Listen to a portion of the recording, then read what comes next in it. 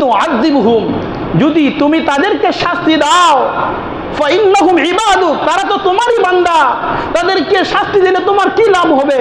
ওয়া ইন তাগফির লাহুম ফাইন্নাকা গফুরুর রহিম, আর আপনি যদি তাদেরকে ক্ষমা করেন, আপনি বড় মেহেরবান, আপনি রহমান, আপনি রহিম, আপনি গফুর, আপনি গফফার।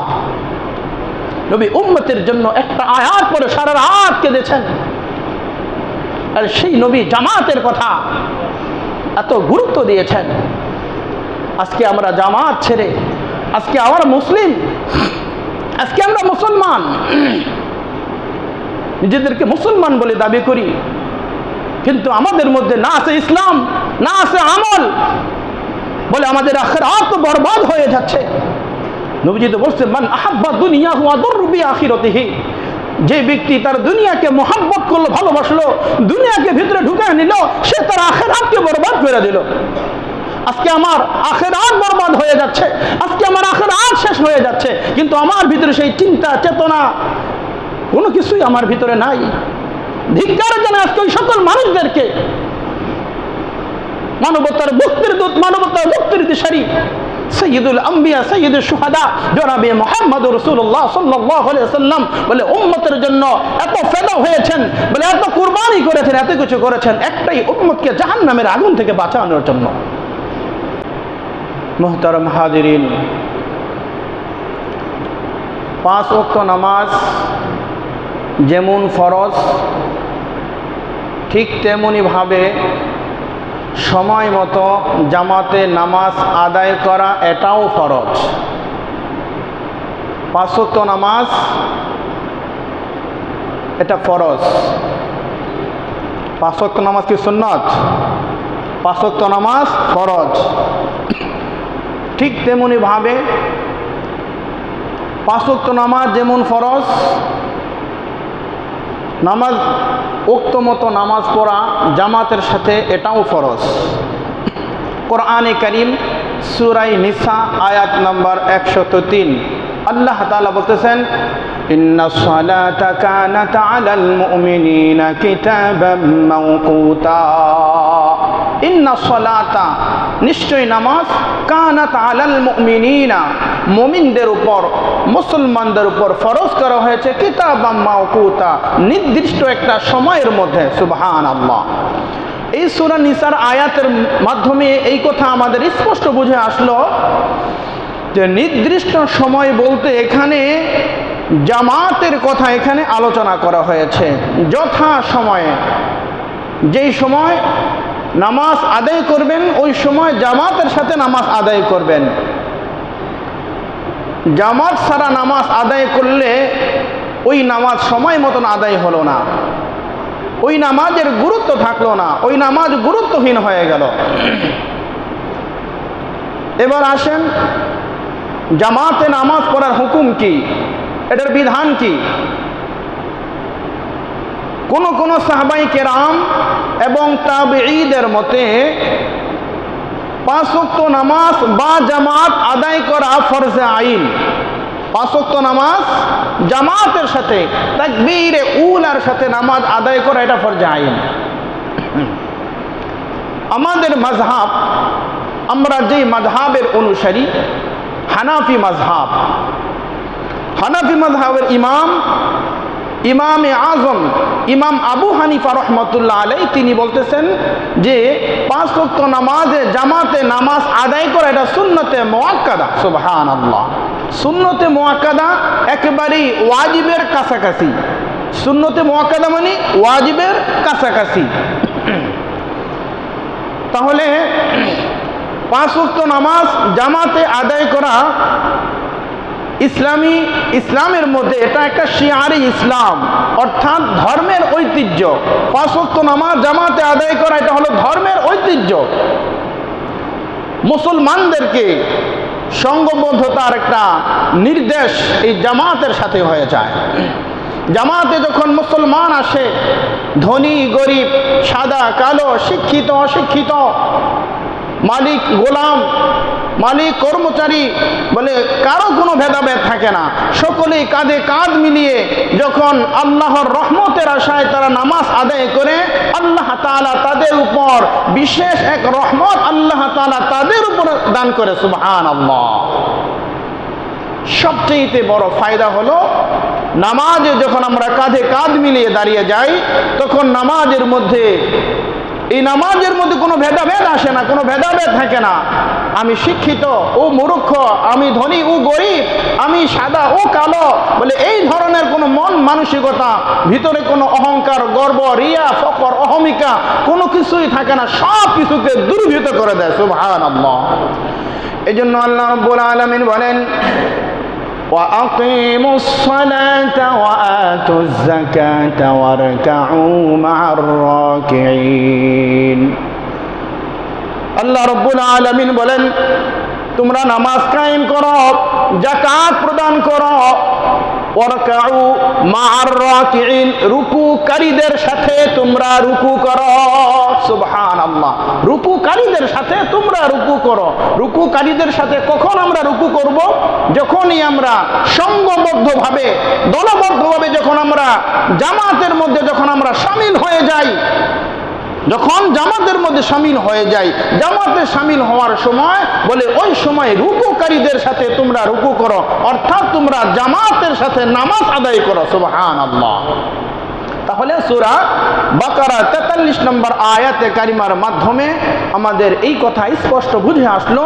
আল্লাহ তাআলা এই কথাই আমাদেরকে জানিয়ে দিয়েছেন যে রুকুকারীদের সাথে কখন রুকু করবে? যখন তোমরা জামাতে নামাজ পড়বে, তখন রুকুকারীদের সাথে রুকু করতে পারবে। একা একা যদি নামাজ পড়ি তাহলে কি, তাহলে রুকুকারীদের সাথে আমি আর কাউকে পাবো? আর কেউ থাকবে না, আমার ডানে বামে সামনে পিছনে কেউ থাকবে না, শুধুমাত্র কেবলমাত্র আমি একা। এই জন্য আল্লাহ বলেছেন, ওয়ারকাউ মা'আর রাকিঈন, তোমরা রুকুকারীদের সাথে তোমরা রুকু করো। সুবহানাল্লাহ। সূরা হজ এর ৭৭ নম্বর আয়াতে আল্লাহ তাআলা বলেছেন, ইয়া আইয়ুহাল্লাযীনা আমানু রুকউ ওয়াসজুদু ওয়া'বুদু রাব্বাকুম ওয়াফআলুল খায়রা লাআল্লাকুম তুফলিহুন।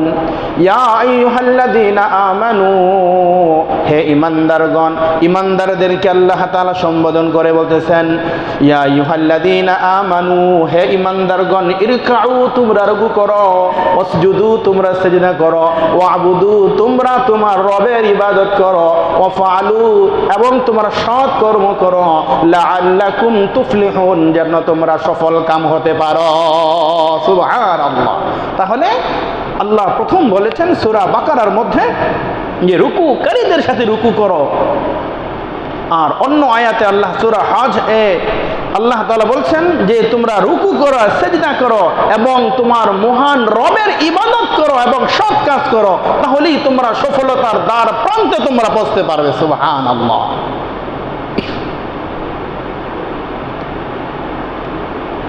এজন্য জামাতের সাথে নামাজ আদায়ের কথা বলা হয়েছে।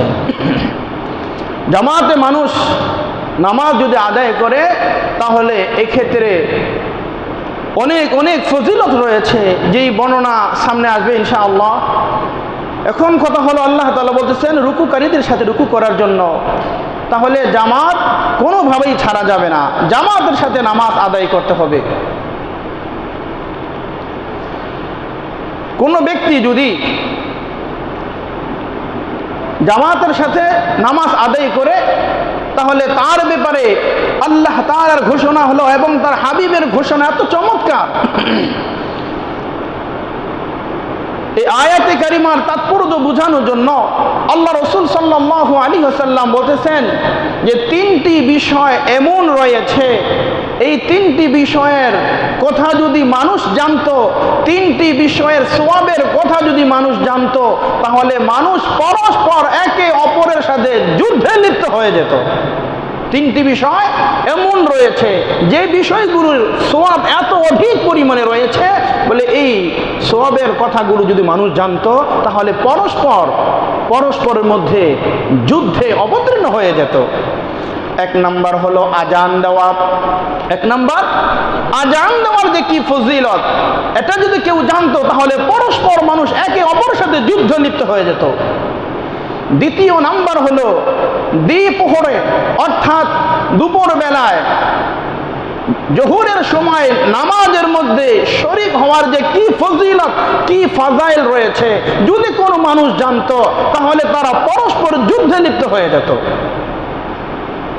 তৃতীয় নম্বর হলো মসজিদের প্রথম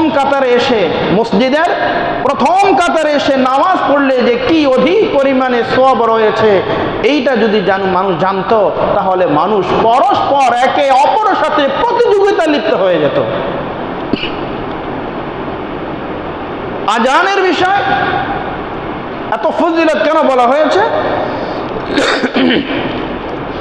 মুয়াজ্জিন সাহেব যিনি আজান দিবেন, তার আজানের আওয়াজ যত দূর পর্যন্ত যাবে তত দূর পর্যন্ত পশু পাখি, গাছপালা, বৃক্ষরাজি, হিংস্র প্রাণী চতুষ্পর্যন্ত যারাই তার এই আওয়াজ শুনবে, তারাই কিয়ামতের কাল কঠিন ময়দান মুয়াজ্জিনের পক্ষে এই বিষয়গুলো সাক্ষ্য প্রদান করবে। সুবহানাল্লাহ। কিয়ামতের কঠিন ময়দান আল্লাহ বলবেন, আমার উঁচু গলা বিশিষ্টওয়ালা বান্দারা কোথায়? তখন পৃথিবীর প্রত্যেকটা মসজিদের মিনার থেকে যে সকল মুয়াজ্জিন সাহেবরা আজান দিয়েছে, সকল মুয়াজ্জিনদের গলা আল্লাহ সবচাইতে আল্লাহ উঁচু করে দিবেন। এই আজানের কথা যদি মানুষ জানতো তাহলে মানুষ প্রতিযোগিতা করত। দ্বিতীয় নাম্বার হলো দ্বিপ্রহরে রোদের সময় মানুষ যদি জানতো কি পরিমাণ সওয়াব লেখা হয়েছে, এর ব্যাখ্যা অন্য হাদিসের মাধ্যমে দিব। তৃতীয় নাম্বার হলো প্রথম কাতারে নামাজ পড়ার কি ফজিলত। বলে ফাকালাল ইমাম গায়রিল মাগদুবি আলাইহিম ওয়ালাদ-দাল্লিন, ইমাম যখন গায়রিল মাগদুবি আলাইহিম ওয়ালাদ-দাল্লিন বলে, তখন ইমামের এই ওয়ালাদ-দাল্লিনের পরে ফেরেশতারাও ওই ইমামের পরে আমিন শব্দটা বলে। সূরা ফাতিহা হলো দোয়া, সূরা ফাতিহা পুরাটাই হলো দোয়া। বলে এই দোয়ার পরে যে ফেরেশতারা আমিন বলে, এই ফেরেশতার আমিনের সাথে যার আমিন মিলে যাবে, আল্লাহ তাআলা তার জিন্দেগীর সকল গুনাহকে আল্লাহ তাআলা মাফ করে দিবে। সুবহানাল্লাহ। কিতাবের ভাষ্য হলো এমন, ইমাম যখন এখানে দাঁড়ায়, ইমামের বরাবর যিনি দাঁড়াবেন, ইমাম থেকে রহমত শুরু হয়ে যায়। ইতিপূর্বে আলোচনা শুনেছেন, মুসলমান যখন দলবদ্ধভাবে সংঘবদ্ধভাবে যখন জামাতের মধ্যে দাঁড়িয়ে যায়, আল্লাহ তাআলা রহমতের আশায়, আল্লাহ রাব্বুল আলামিন বলে, বান্দা তোমাদের এই রহমতের আশা যখন তোমরা কামনা করতেছো, আমি আল্লাহ খুশি হয়ে আমার বিশেষ রহমত আমি তোমাদের উপর প্রদান করে দিলাম। ইমাম থেকে শুরু হয়ে যায়, ইমামের পরে ইমামের পিছনে যিনি থাকবেন তার রহমত, এরপরে ডানে, এরপরে বামে, এরপরে প্রথম কাতার থেকে রহমত বিস্তার শুরু করে, এরপরে দ্বিতীয় কাতারে, তৃতীয় কাতারে, এরপরে মসজিদের শেষ কাতার পর্যন্ত, এরপরে যারা সর্বশেষ আসবে বলে তারা এই রহমত, এরপরে তারা আল্লাহর রহমত প্রাপ্ত হবে। তাহলে প্রথম কাতারে এসে বলে ইমাম সাহেবের পিছনে যদি দাঁড়ানো যায়, ইমাম সাহেবের পিছনে যিনি থাকবেন ইনি এই সর্বপ্রথম ইমামের পরে এই রহমত প্রাপ্ত হবেন। এরপরে ইমামের ডানে যিনি থাকবেন, এরপরে বামে যিনি থাকবেন, এরপরে আস্তে আস্তে ডানে বামে সম্প্রসারিত হতে থাকবে। সুবহানাল্লাহ। এই গেল এক হাদিসের বর্ণনা। তাহলে তিনটা বিষয়ের কথা, তিনটা বিষয়ের সওয়াবের কথা যদি কোনো মানুষ জানে, তাহলে মানুষ যদি জানতো, জানা থাকতো, তাহলে পরস্পর তারা যুদ্ধে লিপ্ত হতো। এক নম্বর আজান দেওয়া, দ্বিতীয় নম্বর দ্বিপ্রহরে বলে জামাতে শরীক হওয়া, তৃতীয় নম্বর হলো মসজিদের প্রথম কাতারে এসে নামাজ আদায় করা। অন্য হাদিসের মধ্যে আসছে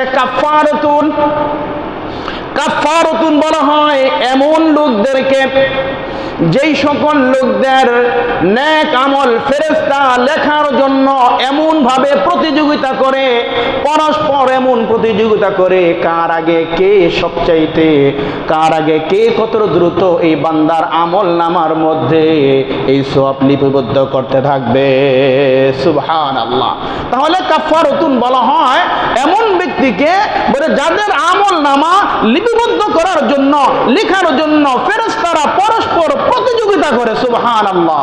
তাদের মধ্যে এক নাম্বার হলো ওই ব্যক্তি এক নাম্বার হলো ওই ব্যক্তি, যেই ব্যক্তি 5 ওয়াক্ত নামাজের পরে 5 ওয়াক্ত নামাজ জামাতের সহিত আদায় করার পরে এরপরে মসজিদে বসে বসে কিছু তাসবিহ, তাহলিল, জিকির, আজকার, কোরআনে কারিমের তেলাওয়াত যখন ওই বান্দা করে, তখন আল্লাহ তাআলার ফেরেশতারা ওই বান্দার আমল নামায় এই পরিমাণ নেকি তার আমল নামায় লিপিবদ্ধ শুরু করে, বলে তারা পরস্পর প্রতিযোগিতা লেগে যায়। আজকে আমাদের অবস্থা এমন হয়েছে যে সর্বশেষে আমরা আসি, মানুষ সামনে জায়গা নাই, মানুষের ঘাড়ের উপর দা, কাঁধের উপর দা, পা দিয়া, এরপরে তাদেরকে অতিক্রম করে এরপরে আমরা প্রথম কাতারে এসে নামাজ পড়ি। ইমাম সাহেব ডানে বামে সালাম ফিরানোর সাথে সাথে ইমাম সাহেব ঘুরে আর তার চেহারা দেখে না। এগুলো মুনাফিকের আলামত। নামাজের মধ্যে সর্বশেষে আসা এবং সালাম ফিরিয়ে সাথে সাথে মসজিদ থেকে দ্রুত বের হওয়া, মনে করবেন এই লোকগুলা মুনাফিক। এটা হলো মুনাফিকের চরম পর্যায়ে একটা আলামত। তুমি সবার শেষে, অলসতার সাথে সবার শেষে আসো, এসে মানুষের কাঁধের উপর দিয়ে ডেঙ্গিয়ে প্রথম কাতারে নামাজ আদায় করো, এরপরে নামাজের পরে সালাম ফিরিয়ে সাথে সাথেই তুমি উঠে চলে যাও। এগুলা মুনাফিকের আলামত। যাই হোক, বলতেছিলাম ভাইয়ের আমার, যদি কোনো ব্যক্তি 5 ওয়াক্ত নামাজের পরে এরপরে কিছু তাসবিহ, তাহলিল, সুবহানাল্লাহ, আলহামদুলিল্লাহ, লা ইলাহা ইল্লাল্লাহু আল্লাহু আকবার, যদি কেউ তাসবিহ, তাহলিল, জিকির, আজকার, কোরআনে কারিমে তেলাওয়াতের ইহতিমাম করে, বলে ফেরেশতারা তার আমল নামার মধ্যে নেক লিখতে লিখতে তারা প্রতিযোগিতা করে। সুবহানাল্লাহ। দ্বিতীয় নাম্বার হলো, আল্লাহর কোন বান্দা যদি মসজিদে জামাতে শরীক হওয়ার জন্য, মসজিদে জামাতে আসবে, জামাত ধরার জন্য, জামাতে নামাজ আদায় করার জন্য কোন আল্লাহর বান্দা যদি ঘর থেকে বের হয়, ঘর থেকে বের হওয়ার সাথে সাথে ওই আল্লাহর তৈরি ওই ফেরেশতারা বলে তার আমল নামায় লেখার জন্য তারা পরস্পর প্রতিযোগিতায় লিপ্ত হয়ে যায়। সুবহানাল্লাহ। শুধুমাত্র ঘর থেকে বের হয়েছে, জামাতে নামাজ আদায় করবে, এখনো নামাজ আদায় করে নাই, শুধু ঘর থেকে বের হয়েছে এই উদ্দেশ্যে যে আমি নামাজ আদায় করব, বলে এই উদ্দেশ্যে বের হওয়ার সাথে সাথে ফেরেশতারা তারা আমল নামার মধ্যে নেকি লেখা শুরু করে দেয়। সুবহানাল্লাহ। শুধু নেকি লেখে না, বরং প্রতিযোগিতায় লিপ্ত হয়ে যায়। তৃতীয় নাম্বার হলো, নামাজের পূর্ব মুহূর্তের সময় যখন মানুষ অজু করে, নামাজের পূর্বে আমরা অজু করি না, বলে অজুকারী যখন অজু করে তখন আল্লাহর ফেরেশতা তার এই আমল নামায় নেক লেখার জন্য ফেরেশতারা পরস্পর প্রতিযোগিতায় লিপ্ত হয়ে যায়। সুবহানাল্লাহ। তাহলে কাফারাতুন বলা হয় এমন ব্যক্তিকে, বলে যাদের আমল নামা ফেরেশতারা পরস্পর আমল নামা লেখার জন্য প্রতিযোগিতা করে। এক নাম্বার ওই ব্যক্তি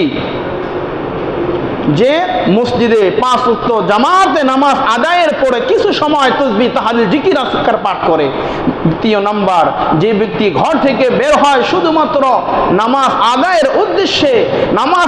উদ্দেশ্যে বের হওয়ার কারণে যদি এই ফজিলত হয়, তাহলে নামাজ পড়লে কি ফজিলত। সুবহানাল্লাহ। তৃতীয় নাম্বার হলো যে ব্যক্তি অজু করবে, অজু যখন করে ওই অজুকারী ব্যক্তির জন্য বলে ফেরেশতারা তার আমল নামায় নেকি লিখতে লিখতে তারা পরস্পর প্রতিযোগিতায় লিপ্ত হয়ে যায়। সুবহানাল্লাহ। তাহলে দেখছেন, এজন্য আল্লাহ রাসূল সাল্লাল্লাহু আলাইহি ওয়াসাল্লাম বলছেন, তোমরা আল্লাহ তাআলার কাছে, তোমরা যদি চাও মুসলিম হিসাবে আল্লাহ তাআলার কাছে তোমরা সাক্ষাৎ করবে, কোরআনে কারিমে আছে আল্লাহ তাআলা বলেছেন এই কথা, তোমরা মুত্তাকি অবস্থায়, মুমিন অবস্থায়, মুসলিম অবস্থায় তোমরা আল্লাহ তাআলার সাথে মিলিত হবে, আল্লাহ তাআলার সাথে তোমরা সাক্ষাৎ করবে। সুবহানাল্লাহ। আর অন্য আয়াতে আল্লাহ তাআলা বলতেছেন, ইয়া আইয়ুহাল্লাযীনা আমানুত্তাকুল্লাহ হাক্কা তুকাতিহি ওয়া লা তামুতুন্না ইল্লা ওয়া আনতুম মুসলিমুন। হে ঈমানদারগণ, তোমরা আল্লাহ তাআলাকে ভয় করো, আর ভয় করার মতো ভয় করো, হাক্কা হাক্কা তুকাতি, যেভাবে ভয় করার কথা ওইভাবেই তোমরা তোমার রবকে ভয় করো।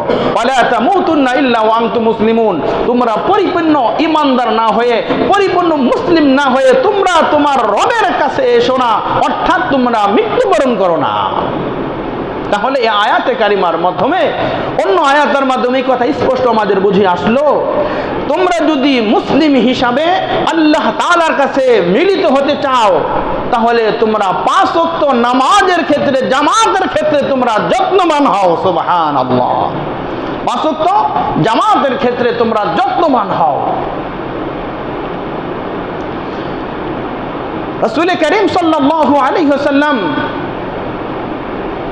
হাদিসে পাকের মধ্যে এভাবে ইরশাদ করেছেন, মান সামিআ নিদা, যেই ব্যক্তি আজান শুনলো, এরপরে সে যদি আজান শোনার পরে সে যদি কোনো উযর ব্যতীত মসজিদে এসে, কোনো উযর ছাড়া সে যদি বাসায়, বাড়িতে, ঘরে অবস্থান করে নামাজ আদায় করলো, লাম তুকবাল মিনহু সালাতুল্লাতী সাল্লা, তাহলে আল্লাহ রাসূল বলেন ওই ব্যক্তির নামাজ যেন কবুলই হইল না।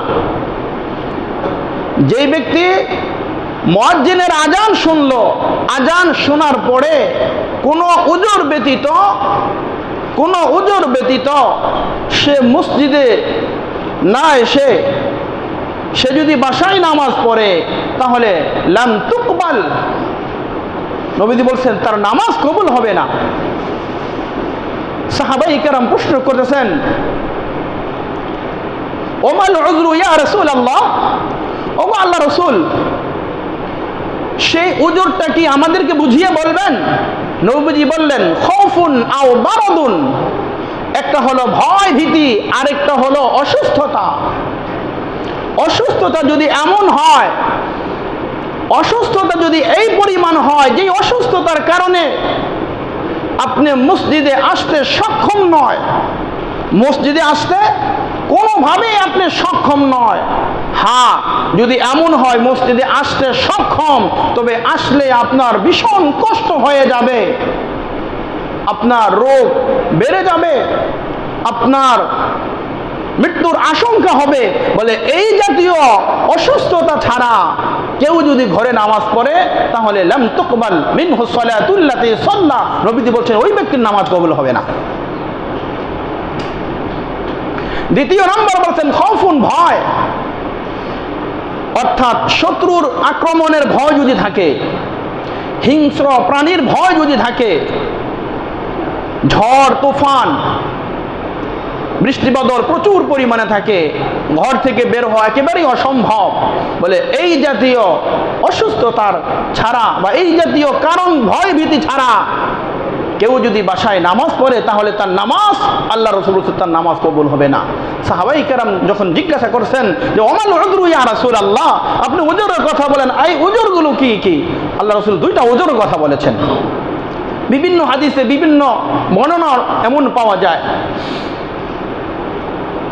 আরেকজন সাহাবীর কথা এমন আসছে, এক অন্ধ সাহাবী আল্লাহ রাসূল সাল্লাল্লাহু আলাইহি ওয়াসাল্লাম এর কাছে বলে, ইয়া রাসূলুল্লাহ, আমি তো এক অন্ধ, আমার এমন কেউ নেই যে আমাকে মসজিদে জামাতের জন্য নিয়ে যাবে।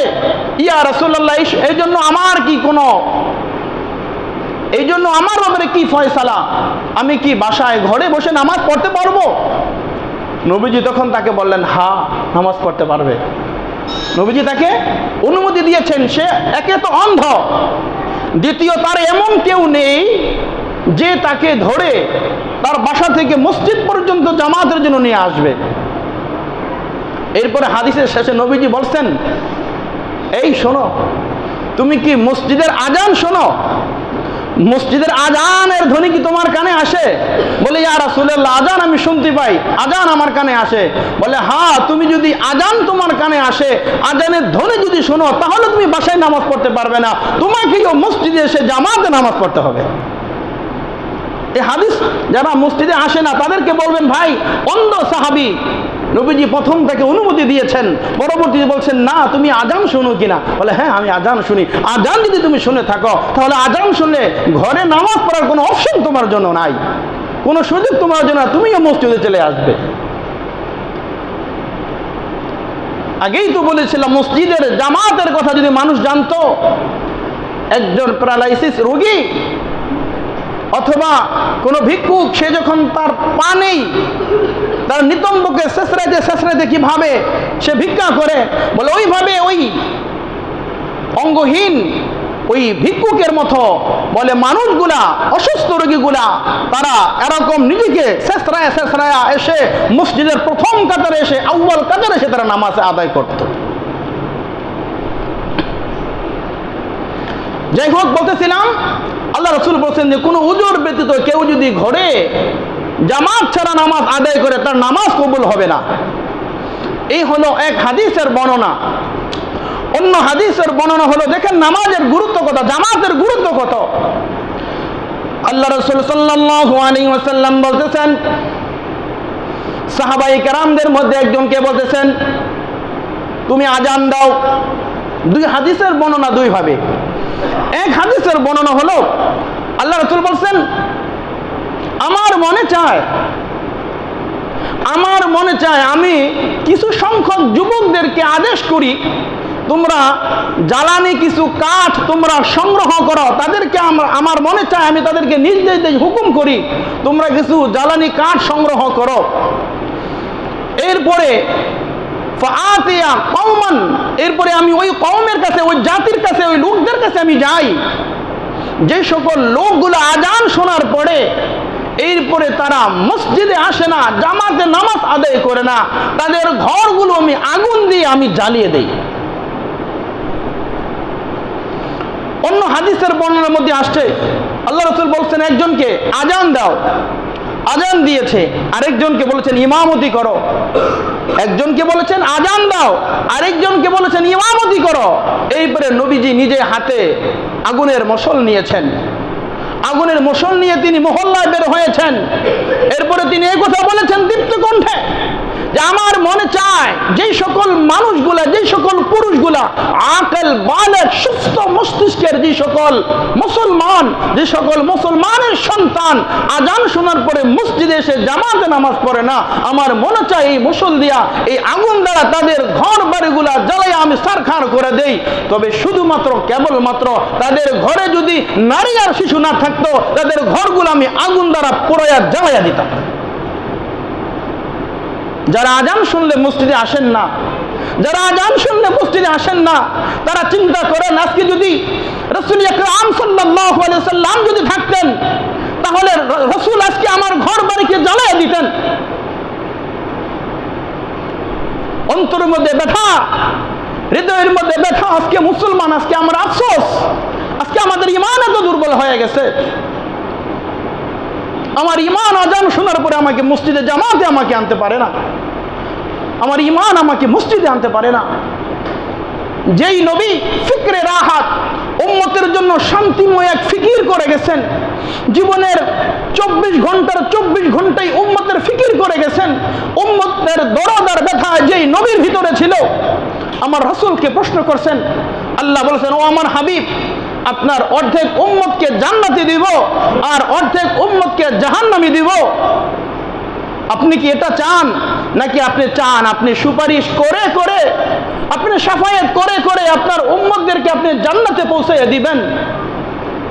সরকারে দো আলম নবী, উম্মতের কান্ডারি নবী রাসূলুল্লাহ সাল্লাল্লাহু আলাইহি সাল্লাম বলেছেন, আল্লাহ আমার অর্ধেক উম্মতকে যদি জাহান্নামে দেন আর অর্ধেক উম্মতকে যদি জান্নাতে দেন, তাহলে আমার একটা উম্মত, অর্ধেক উম্মত তো দূরের কথা, আমার একটা উম্মত জাহান্নামে যাবে, আমি মুহাম্মদ এটা কিভাবে সহ্য করব? আল্লাহ আমি এটা চাই না, আমাকে অনুমতি দেন, আমাকে অনুমতি দেন, আমি সুপারিশ করে করে আমার উম্মতদেরকে আমি জান্নাতে পৌঁছাইয়া দেব। যে নবী উম্মতের জন্য এত ফিকির, এত দরদ, এত ভালোবাসা, এত মায়া, এত মমতা ছিল, সেই নবীর মুখে কি বাক্য উচ্চারণ হয়েছে, সেই নবীর মুখে কি কথা উচ্চারিত হয়েছে, সেই নবীর মুখে উচ্চারিত হয়েছে। আমার মনে চায় যে সকল মুসলমান, যে সকল পুরুষ যারা আকল বালেগ সুস্থ মস্তিষ্কের যারা রয়েছে, তারা আজান শোনার পরে মসজিদে না আসে, আমার মনে চায় তাদের ঘরগুলো আমি আগুন দ্বারা জ্বালাইয়া দেই। কিন্তু আমি জ্বালাই না এই কারণে যে ওই ঘরের মধ্যে নারী এবং শিশু সেখানে রয়েছে। উম্মতের এক দরদার এক ব্যথা নিয়া যেই নবী এত ফিকির করেছেন, উম্মতের জন্য একটা আয়াত পরে সারা রাত তিনি কাটিয়ে দিয়েছেন। ইনতু আযিবহুম ফাইন্নাহুম ইবাদুক, ইনতু আযিবহুম ফাইন্নাহুম ইবাদুক ওয়া ইন তাগফির লাহুম ফাইন্নাকা গফুরুর রহিম। ইনতু আযিবহুম, যদি তুমি তাদেরকে শাস্তি দাও, ফাইন্নাহুম ইবাদুক, তারা তো তোমারই বান্দা, তাদেরকে শাস্তি দিলে তোমার কি লাভ হবে? ওয়া ইন তাগফির লাহুম ফাইন্নাকা গফুরুর রহিম, আর আপনি যদি তাদেরকে ক্ষমা করেন, আপনি বড় মেহেরবান, আপনি রহমান, আপনি রহিম, আপনি গফুর, আপনি গফফার। নবী উম্মতের জন্য একটা আয়াত পরে সারা রাত কেঁদেছেন। আর সেই নবী জামাতের কথা এত গুরুত্ব দিয়েছেন। আজকে আমরা জামাত ছেড়ে, আজকে আমরা মুসলিম, আজকে আমরা মুসলমান, নিজেদেরকে মুসলমান বলে দাবি করি, কিন্তু আমাদের মধ্যে না আছে ইসলাম, না আছে আমল, বলে আমাদের আখিরাত বরবাদ হয়ে যাচ্ছে। নবীজি তো বলছেন, মান আহাব্বা দুনিয়াহু আদররু বিআখিরাতিহি, যে ব্যক্তি তার দুনিয়াকে মহব্বত করলো, ভালোবাসলো, দুনিয়াকে ভিতরে ঢুকে নিল, সে তার আখিরাতকে বরবাদ করে দিল। আজকে আমার আখিরাত বরবাদ হয়ে যাচ্ছে, আজকে আমার আখিরাত শেষ হয়ে যাচ্ছে, কিন্তু আমার ভিতরে সেই চিন্তা চেতনা কোনো কিছুই আমার ভিতরে নাই। ধিক্কার জানাই আজকে ওই সকল মানুষদেরকে, মানবতার মুক্তির দূত, মানবতার মুক্তির দিশারি সৈয়দুল আম্বিয়া, সৈয়দুল শুহাদা জনাবে মুহাম্মদ রাসূলুল্লাহ সাল্লাল্লাহু আলাইহি ওয়াসাল্লাম বলে উম্মতের জন্য এত ফেদা হয়েছেন, বলে এত কুরবানি করেছেন, এত কিছু করেছেন একটাই উম্মতকে জাহান্নামের আগুন থেকে বাঁচানোর জন্য। ভাই ও দোস্ত বুজুর্গ, এর জন্য বলতেছিলাম যে জামাতের গুরুত্ব কত। দীর্ঘ লম্বা চূড়া আলোচনা এই কথাই আমাদের বুঝে আসলো যে জামাতের অপরিসীম, জামাতের গুরুত্ব এবং ফাজাইল রয়েছে। এবার আসেন, জামাতে নামাজ আদায় করলে আল্লাহ তাআলা কি প্রতিদান, কি সওয়াব, কি আজর আল্লাহ তাআলা দিবেন। হাদিসে পাকের ঘোষণা হলো, কোনো বান্দা যদি মসজিদে জামাতের জন্য আসে, তাহলে তার প্রতিটা কদমে কদমে আমি আল্লাহ একটা করে গুনাহ মাফ করি এবং একটা করে নেকি তার আমলনামার মধ্যে লিখে দেই। সুবহানাল্লাহ। প্রতি কদমে কদমে, প্রত্যেকটা কদমে একটা করে গুনাহ আল্লাহ মাফ করে, একটা করে নেকি আল্লাহ তাআলা আপনার আমলনামার মধ্যে দান করে। এই কারণে সাহাবায়ে কেরাম তারা অনেক দূরে তাদের বাড়ি ঘর, সেখানে তারা বসত বাড়ি, সেখানে তারা গড়ে তুলত। কিছু সাহাবী মসজিদে নববীর আশেপাশে ঘর বাড়ি তৈরি করার জন্য ইচ্ছা পোষণ করলো। নবীজি বললেন, না, তোমরা যদি মসজিদে নববীর আশেপাশে তোমরা যদি ঘর নির্মাণ করো, তাহলে তোমাদের বাসস্থান বড় কাছাকাছি হয়ে যাবে, তাহলে তোমাদের সওয়াব কমে যাবে, তোমরা অধিক সওয়াবের অধিকারী তোমরা হতে পারবে না। চিন্তা করেন, আল্লাহ রাসূল মসজিদের পাশাপাশি তাদেরকে বসত বাড়ি গড়ার জন্য তাদেরকে নিষেধ করেছেন। কেন? অধিক সওয়াবের আশায়। আজকে আমাদের তো পুরো উল্টা হয়ে গেছে। আজকে আমাদের যারা মসজিদের আশেপাশে আছে তারাই তো ঠিক মতো আসি না, যারা একটু দূরে রয়েছি তাদের কত অনেক রকম অজুহাত। আমার বাসা অনেক দূরে, মসজিদে আসতে পারি না, কষ্ট হয়, বলে বিভিন্ন ধরনের অজুহাত আমরা দেখাই। তো দেখেন, যদি বাসা আপনার এতই দূর হয়ে যায়, বাসা যদি আপনার মসজিদ থেকে দূর হয়ে যায়, মসজিদে এসে জামাতে নামাজ আদায় করতে পারেন না, বাসা মসজিদের কাছাকাছি নিয়ে আসেন। যদি আপনার কষ্ট হয় নিয়ে আসেন। আপনার অফিস যদি মতিঝিল হয়, উত্তরাতে যদি বাসা হয়, তাহলে অফিসের জন্য বাসা আপনি শিফট করতে পারেন, বাসা পরিবর্তন করতে পারেন, স্থান পরিবর্তন করতে পারেন। আপনার সন্তানের লেখাপড়ার জন্য, স্কুলের জন্য যদি আপনি বাসা পরিবর্তন করতে পারেন, আপনার ছেলে, আপনার মেয়ে, আপনার ওয়াইফের জন্য যদি আপনি বাসা পরিবর্তন করতে পারেন, বলে দুনিয়ার জন্য যদি আপনি বাসা পরিবর্তন করতে পারেন, তাহলে নামাজের জন্য যদি আপনার দূরত্ব হয়ে যায়, কষ্ট হয়ে যায়, ধরে নিলাম দুর্বল ইমানদার, দুর্বল ইমান আপনার, দূর থেকে আপনি আসতে পারেন না, তাহলে মসজিদের আশেপাশে, মসজিদের যে ডানে বামে যে সকল যেখানে বাসা পাওয়া যায় সেখানে আপনি বাসা খোঁজেন। আমাদের ইমান কত দুর্বল। কত দূর থেকে আমরা আমাদের বাসা পরিবর্তন করি, স্থান পরিবর্তন করে, আমার অফিস যেখানে, আমার ছেলের লেখাপড়া যেখানে, স্কুল যেখানে, বলে সেই সমস্ত জায়গার মধ্যে আমি চলে আসতে পারি, কিন্তু আমি আমার মসজিদে জামাতে নামাজ আদায় করব, জামাতের জন্য আমি আমার বাসাটাকে পরিবর্তন করতে পারি না। হায় আফসোস, আমরা মুসলমান, নিজেদেরকে মুসলমান বলে দাবি করি। অনেক ভাইদের আবেদন এমন, যেই বাসাগুলোর মধ্যে থাকে সেই বাসাগুলো সকাল 6টা 7টার আগে বাসার গেট খোলে না। ভালো করে মনে রাখবেন, আপনার অধীনস্থ যে সকল কর্মচারী রয়েছে, চাই সে কাজের বউ হোক, কাজের ছেলে হোক, কাজের মেয়ে হোক, আপনার ড্রাইভার হোক, যেই হোক না কেন, আপনার অফিসের স্টাফ হোক, যেই হোক না কেন, যখন সে আপনার মালিকানাভুক্ত হয়ে যাবে, আপনার বেতনভুক্ত হয়ে যাবে, তখন সে আপনার অধীনে, তখন সে যদি নামাজের সময় চায়, সে যদি নামাজ পড়তে চায়, তাহলে অবশ্যই আপনাকে নামাজের সময় আপনাকে দিতে হবে। যদি আপনি সেই ক্ষেত্রে আপনি তাকে নামাজের জন্য সময় আপনি না দেন, নামাজের জন্য ছুটি আপনি না দেন, তাহলে আপনি আল্লাহর আদালতে তখন হিসাব দিয়ে এরপরে জান্নাতে যেতে হবে।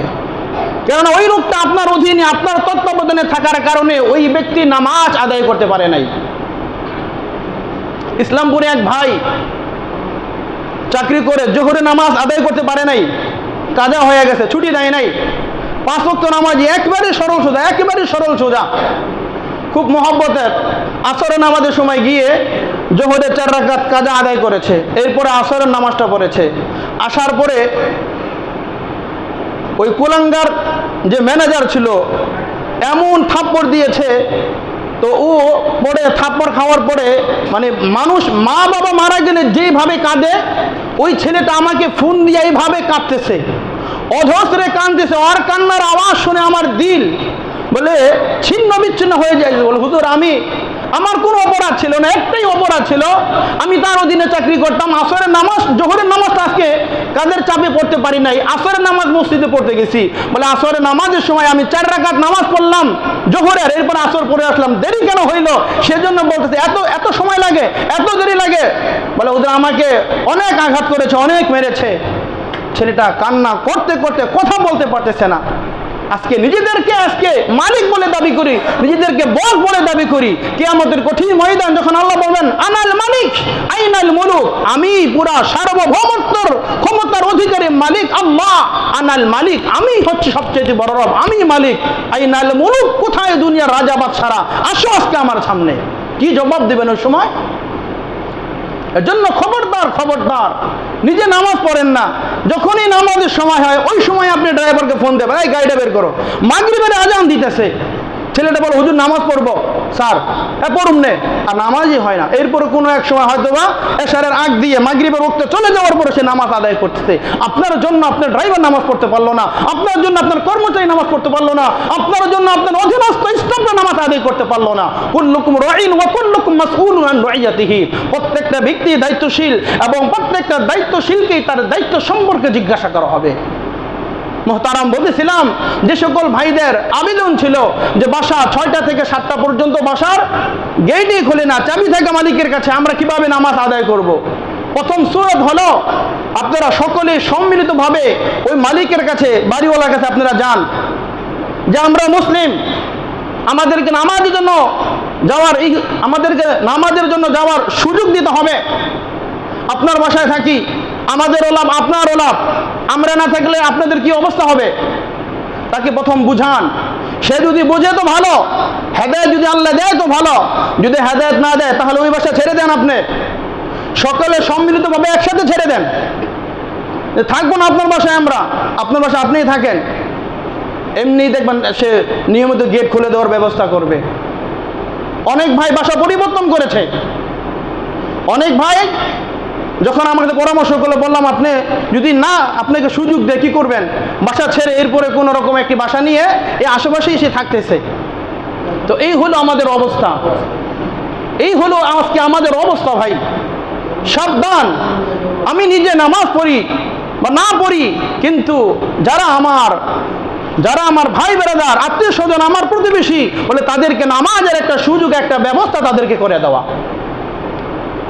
তো বলতেছিলাম, আর যে সকল সাহাবীদের বাসা মসজিদে নববীর আশেপাশে ছিল, কিতাবের মধ্যে আসছে তারা ছোট ছোট কদম দিয়ে এরপরে তারা মসজিদে আসতেন। সুবহানাল্লাহ। কেন? বলে প্রতিটা কদমে একটি করে নেকি দেওয়া হবে, একটি করে গুনাহ মাফ করা হবে। সুবহানাল্লাহ।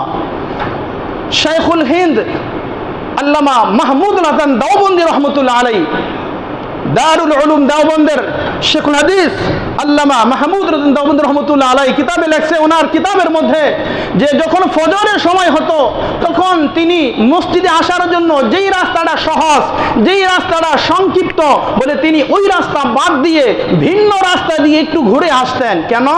একটাই কারণ, যে আমার প্রতি কদমে আল্লাহ এক একটা কদমের বিনিময় আল্লাহ এক একটা করে গুনাহ মাফ করবেন, আর এক একটা করে নেকি আমার আমলনামার মধ্যে আল্লাহ প্রদান করবেন। সুবহানাল্লাহ। কেমন ছিল তাদের চিন্তা চেতনা, ধ্যান ধারণা কেমন ছিল? এজন্য 5 ওয়াক্ত নামাজ জামাতে আদায় করতে হবে।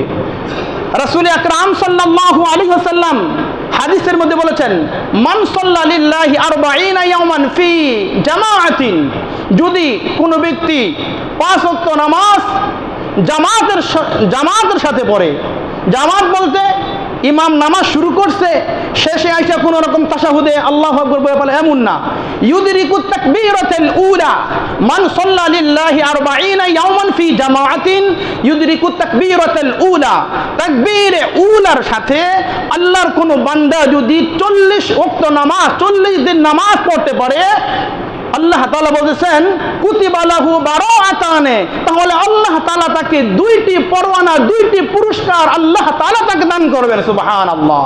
বারাআতুম মিনান নার ওয়া বারাআতুম মিনান নিফাক। আল্লাহর হাবিব বলতেছেন, একটি হলো বারাআতুম মিনান নার, একটা হলো তোমাকে এই 40 দিন তাকবীরে উলার সাথে নামাজ আদায় করার কারণে আল্লাহ তাআলা বলে তোমাকে জাহান্নাম থেকে আল্লাহ তাআলা তোমাকে মুক্ত করে দিবেন। সুবহানাল্লাহ। ও বারাআতুম মিনান নিফাক, এবং মুনাফিকি থেকে আল্লাহ তাআলা তোমার নামকে আল্লাহ তাআলা কেটে দিবেন। মুসলিম জাহানের দ্বিতীয় খলিফা, খলিফাতুল মুসলিমিন হযরত ওমর ইবনুল খাত্তাব রাদিয়াল্লাহু তাআলা আনহু, হুযায়ফাতুল ইয়ামান রাদিয়াল্লাহু তাআলা আনহুকে গিয়ে বলতেন, ভাই হুযায়ফা, নবীজি তো তোমার কাছে মুনাফিকের লিস্ট দিয়েছেন। হুযায়ফা, ভাই দেখো তো মুনাফিকের লিস্টের মধ্যে, মুনাফিকের নামদের মধ্যে আমি ওমরের নাম আছে কিনা। আহা, কত বড় জলিলুল কদর সাহাবী। তিনি বলতেন, ভাই দেখো মুনাফিকের লিস্টটা তোমার কাছে আছে, আমি ওমরের নামটা তোমার এই তালিকাভুক্তর মধ্যে আছে কিনা। তো নবীজি বলতেছেন, এই মুনাফিক থেকে আল্লাহ তাআলা তোমাকে মুক্তি দিবেন, বারাত দিবেন। ইন্নাল মুনাফিকিনা ফিদ দারকিল আসফালি মিনান নার, নিশ্চয়ই মুনাফিকদের আবাস স্থল হবে জাহান্নামের সর্বনিম্ন স্তরে। আল্লাহ সেই মুনাফিকি থেকে আল্লাহ তাআলা তোমাকে মুক্তি দিবেন। এমন বড় এক পরওয়ানা, এমন বড় এক পরওয়ানা আমাদের জন্য সুযোগ রয়েছে। এর জন্য 5 ওয়াক্ত নামাজ জামাতে আদায় করবো ইনশাআল্লাহ। অনেকে চুপ করে রয়েছে, তার মানে এরা পড়বো না, পড়বো ইনশাআল্লাহ। নিয়ত করেন ভাই, 5 ওয়াক্ত নামাজ আমার কি লাভ? আপনাদেরকে উদ্বুদ্ধ করলে, আপনারা একটা সেজদা দিলে হয়তো রবের দরবারে ওই সেজদাটা কবুল হইলে কিয়ামতের কঠিন ময়দান এর জরিয়া করে রব হয়তো আমাকে মাফ করে দিতে পারে। এই আশা, এই প্রত্যাশা নিয়েই তো আপনাদেরকে এই বড় কড়া কথাগুলো আপনাদেরকে বলি। আহা, এজন্য ভাই নামাজ এমন একটা বিষয়, নামাজ এমন একটা বিষয়, আল্লাহ রাসূল স্পষ্ট ভাষায় আমাদেরকে বলে দিয়েছেন, শোনো, এশারের নামাজ জামাতে পড়েছ, এশারের নামাজ জামাতে আদায় করেছ, জামাতে আদায় করার পরে তুমি বাসায় গিয়া ঘুমাই দিছ, আর একটা ব্যক্তি বলে অর্ধরাত্র, অর্ধেক রাত পর্যন্ত দাঁড়ায় দাঁড়াইয়া ইবাদত করলে যে সওয়াব তুমি এশারের নামাজ জামাতে আদায় করার কারণে রব ওই পরিমাণ সওয়াব তোমার আমলনামার মধ্যে দান করে দিবে। সুবহানাল্লাহ। এরপরে ফজরের নামাজটা এসে জামাতে আদায় করলা, ফজরে এসে জামাতে নামাজটা আদায় করলা, রব বলতেছে এক ব্যক্তি সারা রাত দাঁড়ায় দাঁড়ায় ইবাদত করলে যে সওয়াব, বলে ওই পরিমাণ সওয়াব আমি আল্লাহ তোমার আমলনামার মধ্যে দান করে দেব। সুবহানাল্লাহ। অন্য হাদিসের মধ্যে আসছে, যে ব্যক্তি ফজর এবং এশারের নামাজ জামাতে আদায় করবে, আল্লাহ তাআলা ওই ব্যক্তিকে জাহান্নাম থেকে এভাবে মুক্ত করবে যে জাহান্নাম তাকে স্পর্শই করবে না। আজকে সবচাইতে আমাদের কঠিন তো দুইটা সময় বেশি যায়, হ্যাঁ, একটা হলো ফজর, একটা হলো আসর। বলে ফজর ঘুমের বড় বিভোর থাকি, কত সুন্দর মাসালা, হুজুরের মাসালা। হুজুর তিরমিজি শরীফের মধ্যে হাদিসের মধ্যে আসছে যে মানুষ যখন নামাজের কথা ভুলে যায়, মানুষ যখন নামাজের কথা ভুলে যায়, বলে নামাজের কথা ভুলে যাওয়ার পরে মনে হওয়ার সাথে সাথেই তো নামাজ পড়তে হয়। বলে হ্যাঁ। আর একটা হাদিস আছে, মানুষ যখন ঘুমিয়ে যায়, বলে ঘুম থেকে যদি জাগ্রত না হয়, যখনই ঘুম থেকে জাগ্রত হবে তখনই তার নামাজ। এখন এইটার উদ্দেশ্য কি? এটা যে আপনি গল্প গুজব করতে করতে, হ্যাঁ, বলে বিভিন্ন চ্যানেল দেখতে দেখতে 12টা 1টা বাজাবেন, এরপরে ডাইনিংয়ে যেতে যেতে আপনার বেডরুমে যেতে যেতে, হ্যাঁ, 1:30 2টা বাজাবেন, আর ফজর বেলা বিভোর হয়ে ঘুম আসবেন। আর সকালবেলা বলে হুজুর আল্লাহ তো বলছে যে জাগনা না পাইলে যখন জাগ্রত হও তখনই তোমার নামাজ, এজন্য ফজরে তো জাগনা পাই না, অফিসে যাওয়ার আগে 9টার সময় নামাজ 2 রাকাত পড়ে 4 রাকাত পড়ে এরপরে মসজিদে যাই, হবে নামাজ? তোমার অফিসে যেতে হবে 9টা, তুমি ঠিকই তো উঠতেছ। অন্য যখন কাজ করবো থাকে তখন ঠিকই তো তুমি ওঠো, কিন্তু যখনই তোমার, হ্যাঁ, ফজরের সময় এত অলসতা, এত অবহেলা, আর কি সুন্দর ফতুয়া, যখন ঘুম থেকে জাগ্রত হয় তখনই আমার নামাজ।